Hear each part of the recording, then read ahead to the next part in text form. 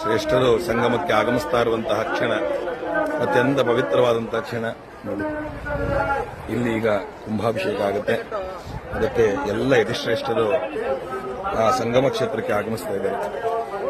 ನಿರ್ಮಲಾನಂದರು, ಹರಿಹರಪುರ ಸ್ವಾಮಿಗಳು, ರಾಜರಾಜೇಶ್ವರಿ ಮಠ ಸ್ವಾಮಿಗಳು ಎಲ್ಲರೂ ತಮ್ಮ ದಿವ್ಯ ಸಾನ್ನಿಧ್ಯದಲ್ಲಿ ಆಗಮಿಸ್ತಾ ಇದ್ದಾರೆ.